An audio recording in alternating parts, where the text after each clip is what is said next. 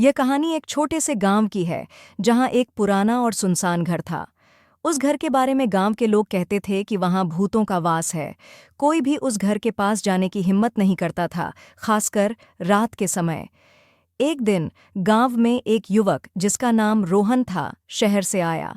उसे इन अंधविश्वासों पर विश्वास नहीं था। गांव वालों ने उसे उस भूतिया घर के बारे में बताया, पर उसने इसे मजाक समझा। उसने तय किया कि वह उस घर में रात बिताएगा और सबको साबित करेगा कि वहां कुछ नहीं है। रात होते ही रोहन अपनी टॉर्च और मोबाइल लेकर उस घर की ओर चल पड़ा।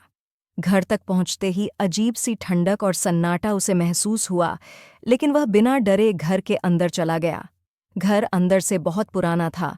दीवारों पर मकड़ी के जाले और टूटे हुए फर्नीचर थे। अचानक दरवाज़ा जोर से बंद हो गया। रोहन घबरा गया, लेकिन फिर भी उसने सोचा कि यह हवा की वजह से हुआ होगा। वह घर के एक कमरे में गया और वहीं बैठ गया। कुछ देर बाद उसे किसी के पैरों की आहट सुनाई दी। वह चौंक गया और आवाज की दिशा में टॉर्च की रोशनी फेंकी, लेकिन वहां कोई नहीं था। जैसे ही वह पलटा, उसके सामने एक साया खड़ा था। लंबा, काला और बिना चेहरे का वो साया उसे घूर रहा था। रोहन की सांसें तेज हो गईं, उसका दिल जोर से धड़कने लगा। उसने भागने की कोशिश की, लेकिन उसके पैर जैसे जम गए थे। साया धीरे धीरे उसकी ओर बढ़ने लगा।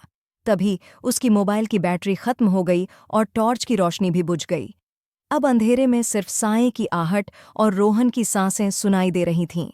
अचानक साये ने उसके कानों में फुसफुसाते हुए कहा, तुम यहाँ क्यों आए हो? रोहन का दिल दहशत से भर गया।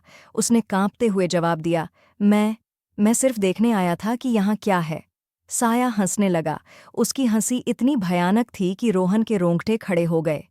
जो यहाँ आता है वो कभी वापस नहीं जाता, साये ने कहा। और फिर उस साये ने रोहन की गर्दन पर अपना ठंडा हाथ रखा और एक चीख के साथ रोहन का शरीर वहीं जमीन पर गिर गया। अगली सुबह गांव वालों ने उस घर के पास रोहन का शव पाया। उसकी आंखें खुली थीं, जैसे उसने कुछ बेहद खौफनाक देखा हो। तब से गांव में कोई भी उस घर के पास जाने की हिम्मत नहीं करता और रोहन की कहानी उस गांव में डर का प्रतीक बन गई।